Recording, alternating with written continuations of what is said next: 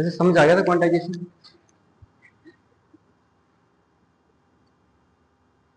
Quantization of charge यही था ना।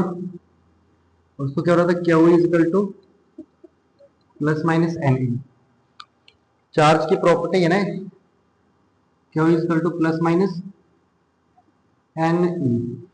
इसका एक्चुअल में मतलब क्या है कि क्यू मीन्स टोटल चार्ज, ठीक है। तो हम एन बिलोंग्स टू इंटीजर बोल सकते हैं या होल नंबर। इसका क्या मतलब है कि अगर किसी भी ऑब्जेक्ट के ऊपर टोटल चार्ज निकालना है तो वो रहेगा integral multiple N belongs to integer बोल रहा हूं ना, integral multiple of the charge on an electron और अ प्रोटॉन। एग्जांपल क्या है कि मान के चलो इस ऑब्जेक्ट के ऊपर 4 इलेक्ट्रॉन्स है। कितने हैं? 4 इलेक्ट्रॉन्स है। तो ये तो इलेक्ट्रॉन्स हैं, चार्ज नहीं है। चार्ज तो टोटल इलेक्ट्रॉन का चार्ज बनाएगा ना। तो 4 इलेक्ट्रॉन इस ऑब्जेक्ट के ऊपर कितना चार्ज क्रिएट करेंगे, ये कैसे निकालेंगे? Q equal two plus minus N. तो टोटल चार्ज निकालना है, इलेक्ट्रॉन्स है ना, तो -4 इंटू एन मीन्स कितने हैं? 4। कितने हैं? 4 इलेक्ट्रॉन है ना, 4 इलेक्ट्रॉन है। और एक इलेक्ट्रॉन के ऊपर चार्ज कितना होता है? 1.6 इंटू 10 माइनस 90। कितना था? -1.6 इंटू 10 माइनस 90। तो मल्टीप्लाई करके कितना आएगा? 6 4 का 24, 6.4 इंटू 10 माइनस 19 कूलम। कि अगर किसी ऑब्जेक्ट में, किसी भी ऑब्जेक्ट के किसी बॉडी पे 4 इलेक्ट्रॉन है तो उसके ऊपर टोटल चार्ज कितना आएगा? -6.4 इंटू 10 माइनस 19 कूलम। इसे क्वांटाइजेशन ऑफ चार्ज। तो क्वांटाइजेशन ऑफ चार्ज ये बोलता है कि किसी भी ऑब्जेक्ट या किसी भी बॉडी के ऊपर चार्ज निकालना है तो वो इंटीग्रल मल्टीपल रहेगा चार्ज ऑन एन इलेक्ट्रॉन और चार्ज ऑन एन प्रोटॉन। जब इलेक्ट्रॉन होगा तो -1.6 इंटू 10 माइनस 19, और जब प्रोटॉन होगा तो +1.6 into 10 minus 19 for proton and for electron. ठीक है बात। एक एग्जांपल है, an object acquires 7 electron and 9 protons, calculate total charge on it. इसके ऊपर टोटल चार्ज कितना है बताओ?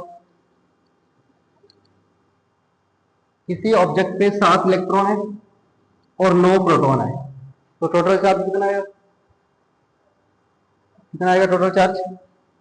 देखो 7 इलेक्ट्रॉन और 9 प्रोटॉन है ना, तो 7 इलेक्ट्रॉन ने 7 प्रोटॉन के साथ है चार्ज को कर दिया 0। कितना कर दिया?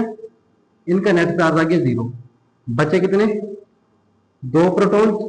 तो इस ऑब्जेक्ट के ऊपर चार्ज कौन डिफाइन करेगा? किसका चार्ज देगा? इन 2 प्रोटॉन्स का ना। इनका भी यहां था लेकिन इनका 0 हो गया, इसका माइनस और इसका प्लस, टोटल 0 हो गया इनका। बचे कितने? 2 प्रोटॉन। तो 2 प्रोटॉन का चार्ज कितना होगा? Q equal to N E होता है। तो क्यू इक्वल टू कितने proton? 2 into electron, charge on proton कितना होता है? ठीक है, आंसर कितना आएगा? 3.2 इंटू 10 माइनस 19। क्लियर है बात? ठीक है, ये है चार्ज ऑन ऑब्जेक्ट निकालने का formula Q equal two plus minus N.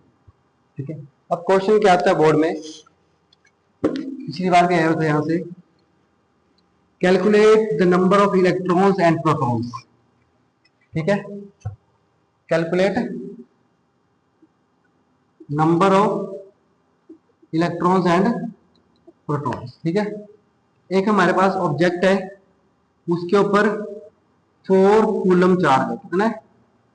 4 coulomb charge है। क्लियर है बात? उसके ऊपर कितना है? 4 कूलम चार्ज है। तो बताओ इसमें इलेक्ट्रॉन्स या प्रोटॉन्स कितने हैं?